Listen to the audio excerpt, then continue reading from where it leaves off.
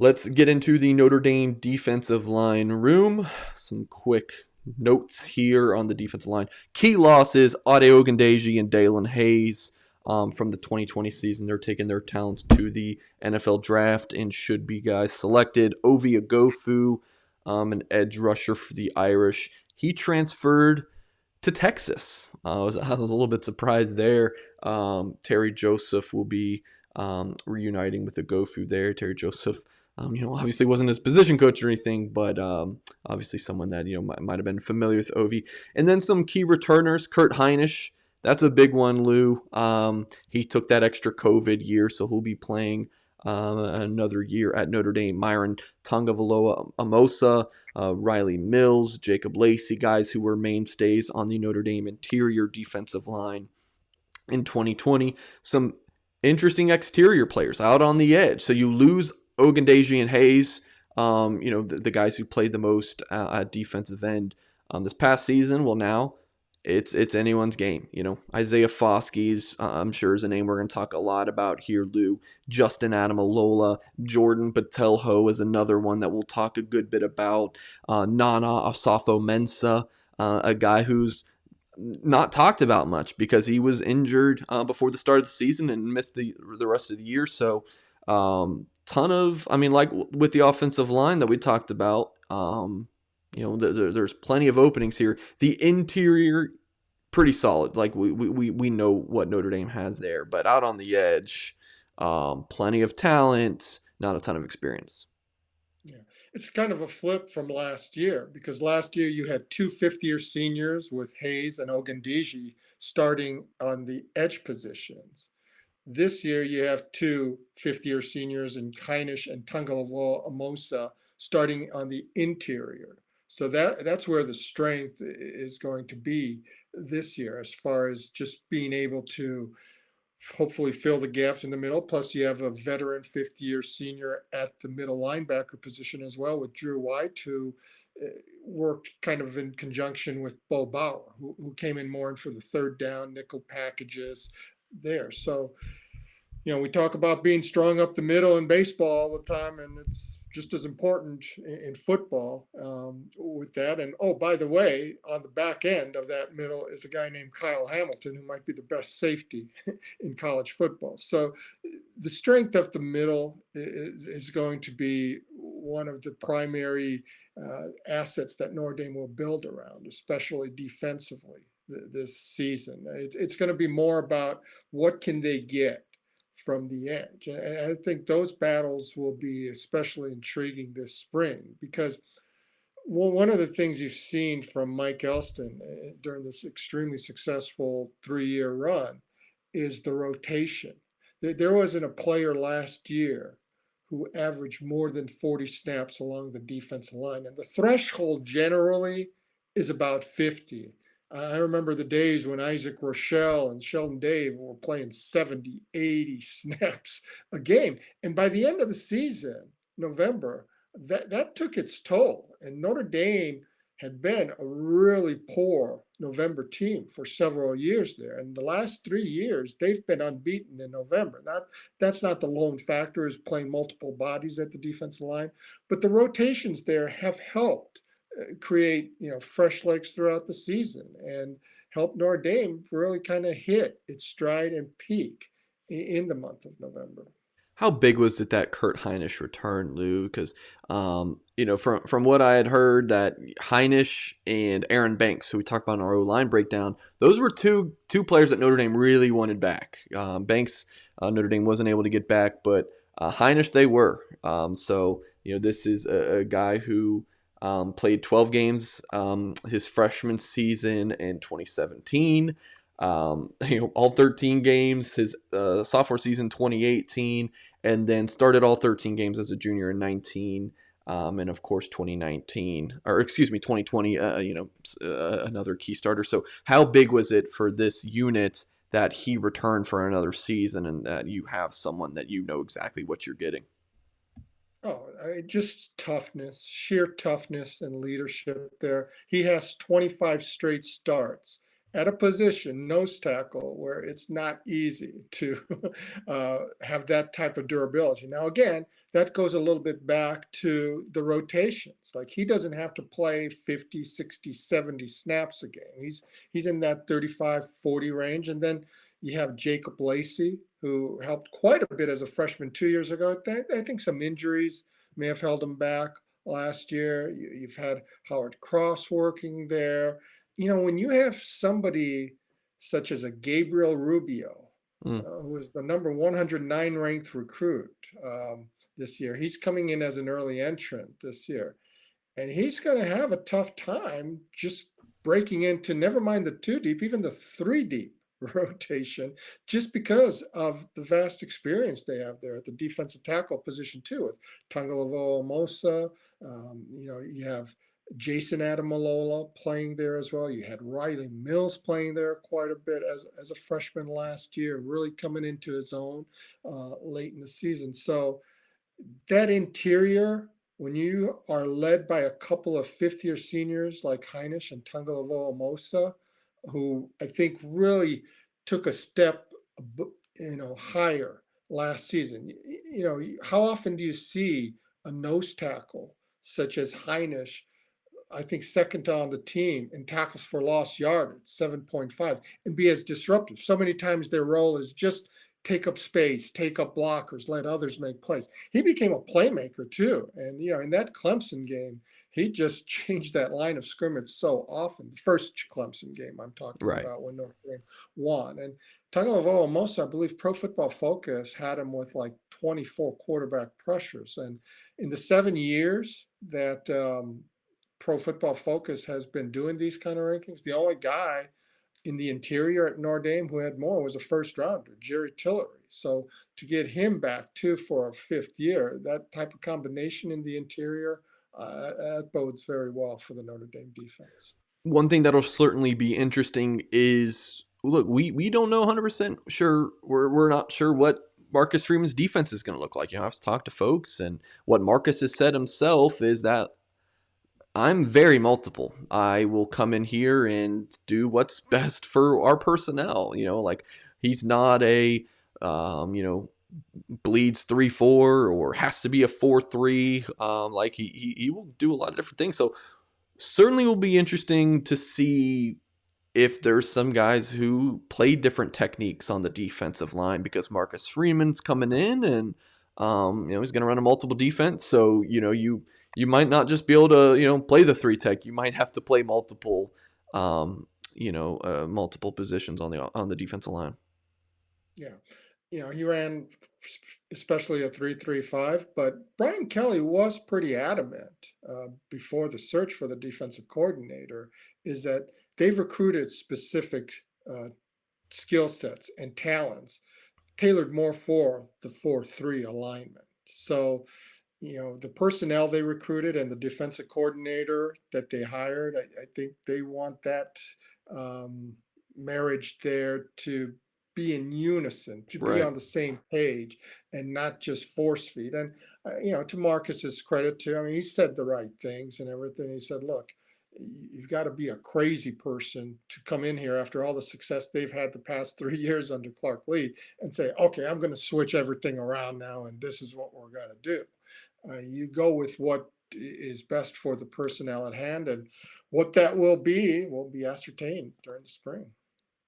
So let's say Notre Dame has, a nose tackle, defensive tackle, strong side end, Viper.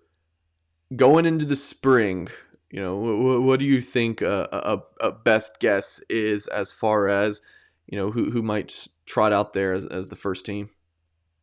I don't think anyone would debate that on the interior, it's the two fifth-year seniors we talked about, with Heinisch at the nose and Myron Tungaloa at the 3 technique. The edge positions, look, Isaiah Foskey is the individual. As strong and deep as the defensive line is, I don't know if there's anybody other than Foskey where you say the NFL scouts are absolutely salivating over this guy. I think Foskey would be that one individual where you could see as a future first or second day selection, sort of like a Jerry Tillery. And that's not taking anything away or impugning the contributions and work that Heinisch and Tagovailoa have all done. They don't fit the classic like size maybe Right. or the girth that the NFL wants, in the interior. And in the strong side end position, again, somebody such as Justin Adamalola, he doesn't fit that classic profile. He's listed at 6'1", 3/4, 248 pounds at the strong side end position, where guys like Khalid Kareem or others in the past were in that 270, 275 range. These are not guys that jump out maybe to the NFL scouts other than Foskey at that Viper position. And so I think that's where that rotation factor is going to be important again, as far as, I hate to sound cliches there, but it's where this, whole has to be greater than the sum of its parts. So you look at Notre Dame so deep on the interior, and now we're looking at this strong side end position. It's not as deep. I would kind of start to ponder, Riley Mills was someone who, when he was a high school recruit, there was all sorts of debate on our message board. Is he going to be a 5 tech? Will he play the 3 tech? Of course, the 5 is the strong side end. 3 is that defensive tackle position. Could Riley Mills, 6'5", 273 pounds, does he have the pass rushing ability to play the strong side end? Is Alexander Ahrensberger, is his development at a point? So kind of moving into our next segment here, the X Factor rule. I would say who or what is the X Factor is, who is ready to lead the strong side end position. Could Isaiah Foskey, play strong side end, and then Jordan Botelho have the Viper position? A lot of questions there on the edge, but like we've said, not so much the interior. Yeah. And you mentioned who is the X factor. For me, it is Riley Mills. Okay. This is an individual who, when the freshmen came in last year, I think the 5 that were most conversed about, 5 or 6. You had, of course, Michael Mayer and Chris Tyree, and then Clarence Lewis was the huge surprise. It's coming out of nowhere, and Brian Kelly was already making comparisons to Kavari Russell, who started as a true freshman for the 2012 team that made it to the BCS championship. And sure enough, Lewis became a starter in that second half of the year. And, he is the top returning cornerback, really, Right. for this year's team. But the 2 others that I think kind of got lost a little bit in the shuffle was Riley Mills and Jordan Botelho. Both not only for their skill set, but their versatility and their football acumen as well. Their intelligence. Riley came in the spring. He was an early entrant. He was about 250 pounds, if I recall correctly. And by August, he was listed at 273. And, it's like, okay, where do we line him up? Do we move him to the 3 technique? Do we move him to strong side end? I think because of the question marks there at the strong side end position, I could see him being a factor there. The staff, as the season progressed more and more, they were trying to get Riley into the mix there. And he became conspicuous too. He became a regular factor down there. He ended up starting a game at the end of the season. So it's somebody they want to get on the field one way or the other, whether it's at the 3 or the 5, at the end, on the interior. However, I think he's somebody that, as a sophomore, they're looking at as ready for a primary role. So I think this is an interesting question for this unit in particular. Is the Notre Dame defensive line heading into the spring? How do we feel about it compared to the team last year? Because your interior is better, right? I mean, you didn't lose anybody.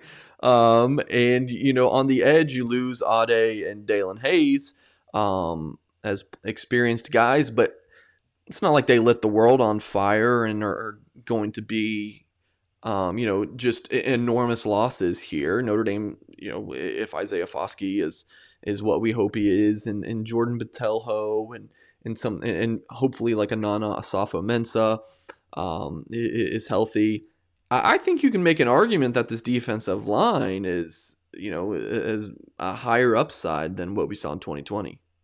Yeah, I think that's fair to say. I would still have to give the edge to last year because you still had two fifth-year seniors starting on the edge who had, they didn't have the sexy stats, and we all get that, but they filled their roles and they Yeah, knew how to play the game in a team structure for Clark Lee. And then you still had two seniors returning on the interior as well. I don't know how much of a higher ceiling those two can go now, but you're glad to have them sure. at this point. Um, and yes, Isaiah Foskey, there is tremendous ceiling there. But he does have to go from playing about 20, 25 snaps last year to now, okay, you might need 40, 45. And that residual effect, that can, sometimes take its toll. You don't really know yet what you have in Jordan Botelho. He hasn't been in those meaningful situations yet in game time action. Just the discipline of holding the edge, holding containment, etc. Things that are not going to show up on the stats sheet, but you have to do for the betterment of the team. Plus, you also had a third-year defensive coordinator with Clark Lee, where there was that chemistry and understanding with the rest of the defense. And with Marcus Freeman, there's an adjustment and acclimation period here. There's maybe a little less certainty. So I still would have to give the edge to last year. Before we get out of here, Lou, let's talk about the defense line coach and Mike Elston. He's been with Brian Kelly for quite some time. He did have a stint as the linebackers coach, but he's been the defense line coach for the past several seasons.